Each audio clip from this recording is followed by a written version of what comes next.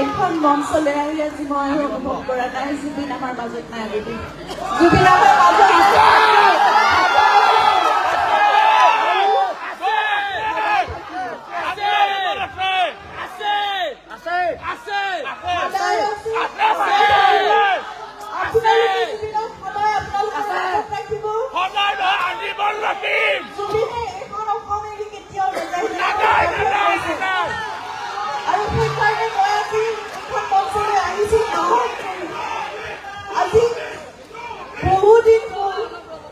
মানুহৰ মাজলৈ যাব পৰা সাহস মোৰ নাছিল, কথা ক'ব পৰা সাহস মোৰ নাছিল, আবেগিক হৈ ভাঙি পৰো। কিন্তু আজি মই আপোনালোকৰ পৰা বহুত শক্তি পাইছো। মই যেতিয়া পিছফালে বহিছিলি আহি মই অনুভৱ কৰিছো জুবিন এইখিনি আছে।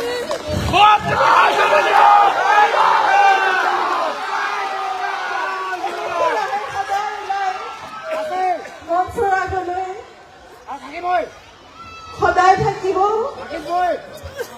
আমি তেওঁৰ কণ্ঠ সদায় শুনি থাকিম, আমি তেওঁৰ সত্তা সদায় অনুভৱ কৰি থাকিম, আমি তেওঁৰ অস্তিত্ব সদায় অনুভৱ কৰি থাকিম। আপোনালোক সকলোৰে মাজত জুবিন অকমান অকমান নহয়, আপোনালোকৰ সকলোৰে প্ৰাণত জুবিন আত্মা হৈ জীয়াই আছে, থাকিব।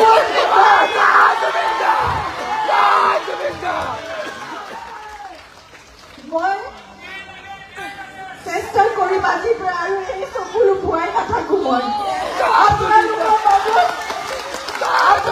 মাজত শক্তিশালী হৈ থিয় হৈ আপোনালোকৰ মাজলৈ আহি জুবিনে ভাল পোৱা সকলো কাম আমি কৰি যাম।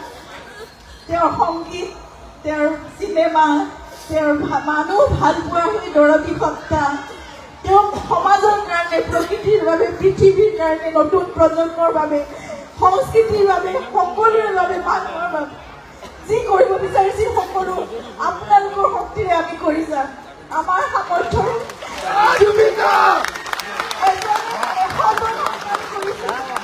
কিন্তু আমি 100 ভাগৰ এভাগ হয়তো অকমান অকমান ক্ষুদ্ৰ ক্ষুদ্ৰকৈ আমি কৰিব পাৰো। নিশ্চয় আমি কৰিম। সকলোৱে আপোনালোকে আমি একেলগে আমি জুবিনক সকলোৱে ৰাখিব পাৰিম অসমখনত।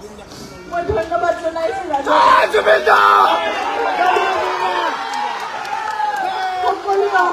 জুবিনক জীয়াই ৰাখক আৰু জুবিন এনেদৰে ন্যায় আমাৰ মাজত জুবিনে ইতিমধ্যে মই ভাবো আপোনালোকে ন্যায় দিছে জুবিনক আৰু ন্যায় জুবিনে পাবই। সেয়া ন্যায় ঈশ্বৰে দিব, সেয়া ন্যায় ৰাইজে দিব, সেয়া ন্যায় জুবিনে পাবই। জয় জুবিন দা। জুবিনৰ কণ্ঠ, আপোনালোক সকলো জুবিনৰ কণ্ঠ। গতিকে জুবিন আমাৰ মাজত এতিয়া আছে। আজি ৰূপৰে গাঁও, আজি নতুন প্ৰজন্মৰ বহুত গায়ক গায়িকা সকলো ওলাই আহি গাওক, সকলো জুবিনেই গাব, সকলো কণ্ঠ জুবিনৰে কণ্ঠ। জুবিন অমৰ হওক, আমাৰ জুবিন অমৰ জুবিন। ধন্যবাদ। আমি ন্যায় লৈহে